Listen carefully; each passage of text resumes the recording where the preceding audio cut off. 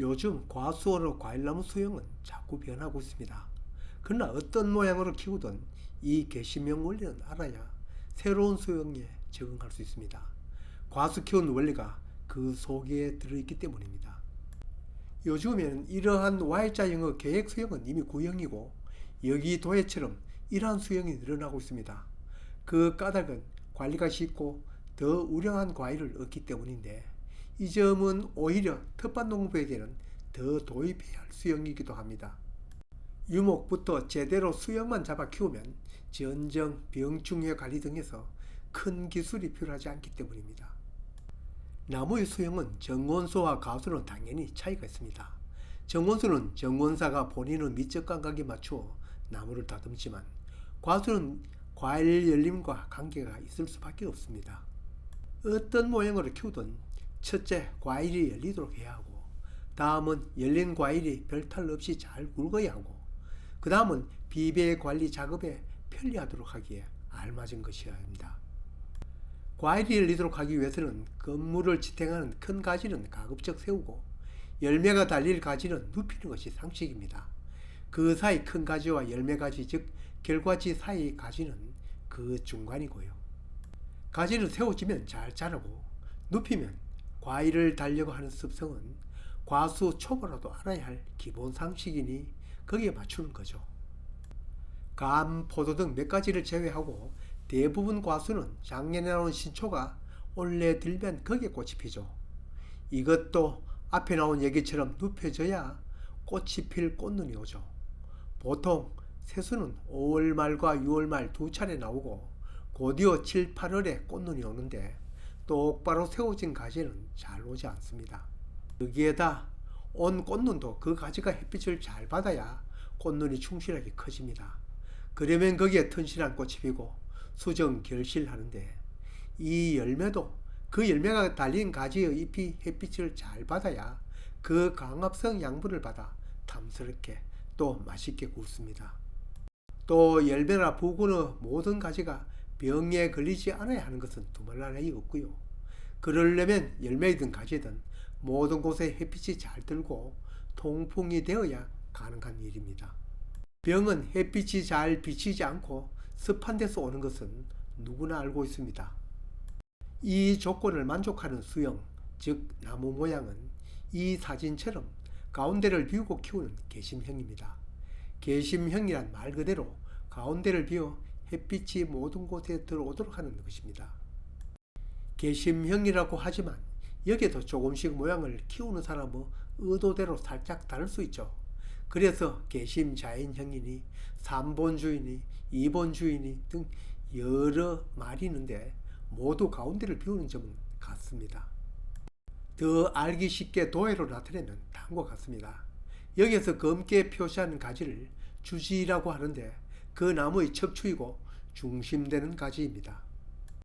척추에 해당하는 가지이니 이 주지가 가장 크게 자라야 하니 다른 부주지나 척지는 그보다는 낮아야 하고 과일이 달리는 결과지는 과일이 달리자면 가장 낮아야 하겠죠.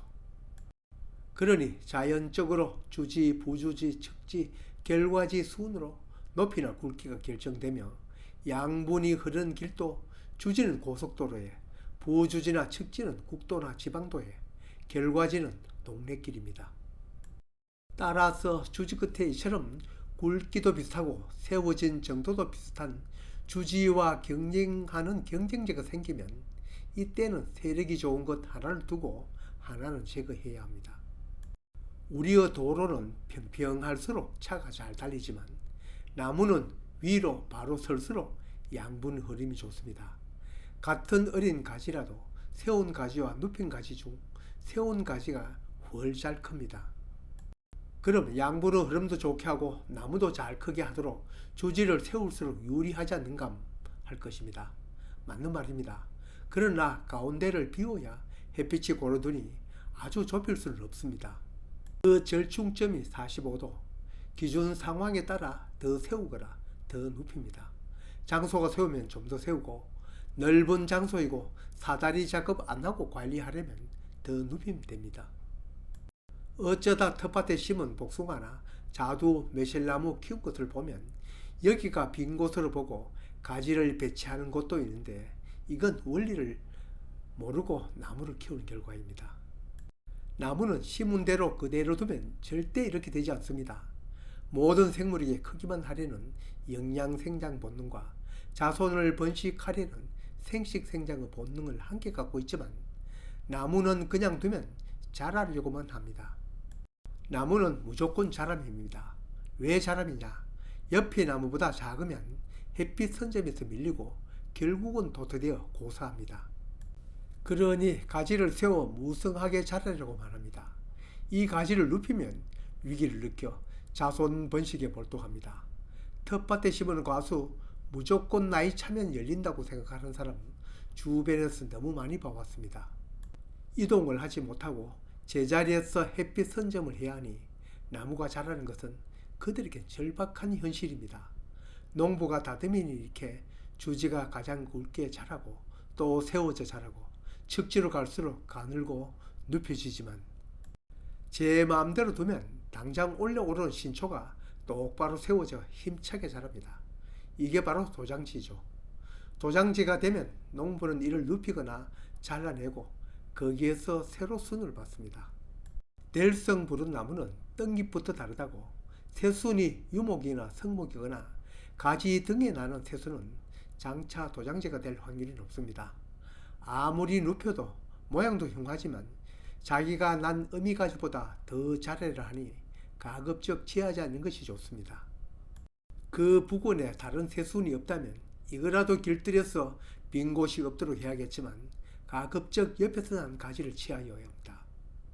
그 반대인 가지, 아래쪽에 난 가지는 너무 세력이 약해 이것도 쓰지 않고 제거합니다.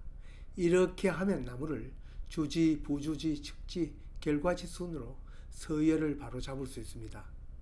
가운데를 비우는 것도 주지의 역할도 알겠는데 그럼 주지는 꼭 3개로 키워야 할 수도 있습니다. 주로 3본제가 가장 흔하긴 해도 이것도 가수마다 가지 발생 정도가 다르니 꼭 3분지라고 말할 수 없습니다. 과수를 키워보면 자두에 비해 복숭아가 측지 나옴이 더 활발합니다. 자두는 엽가지 발생이 복숭아에 비해서는 훨 적습니다. 어떤 자두 농원에서는 4지나 5번지로 키우는 경우도 있습니다. 주지의 수가 적으면 자연적 부주지 등의 측지가 늘어나기 마련. 주지 수는 적게, 측지는 많게 또는 길게 키울 수도 있습니다. 우리는 복숭아를 예전에는 3본 주지로 앞 사진처럼 길렀지만 지금은 2본 주지 Y자형으로 키우고 있습니다. 주지가 몇 개이든 가운데를 비워 햇빛이 잘 들도록 하는 것은 똑같습니다. 앞에서 언급한 것처럼 복숭아는 측지가 잘 나오니 이렇게 측지를 가로로 길게 빼서 여기에 결과지를 붙이는데 흔히들 이런 모양을 팔매트형이라고 합니다. 가지를 모두 의도적으로 계획적으로 배치하니 같은 공간에 더 많은 과일을 달 수 있고 또 그 단 과일도 그늘진 가지가 없으니 잘 크고 당도 또한 높습니다. 자두나무는 같은 모양인 Y자형으로 키워도 근본은 다릅니다. 같은 Y자형으로 키우더라도 이처럼 주관에서 여러 주지를 뽑아 양쪽에 배치해야 합니다. 요즘에는 이런 팔매트나 Y자 팔매트로 과수를 키운 것도 있고 이처럼 2축지, 4축지, 나아가서 다축지로 사과나 심지어 복숭아도 이렇게 키우고 있는 것도 생기고 있습니다. 물론 자두도 이렇게 못 키울 리 없습니다. 전문 가원도 그렇지만 텃밭 가원도 마찬가지입니다. 이렇게 다양한 수형이 나오더라도 그 원리는 같습니다. 그러니 처음 시도하였던 개신명 수형의 원리는 알고 있어야 합니다. 다시 말해서 기본에 충실해야 변형도 제대로 소화할 수 있습니다.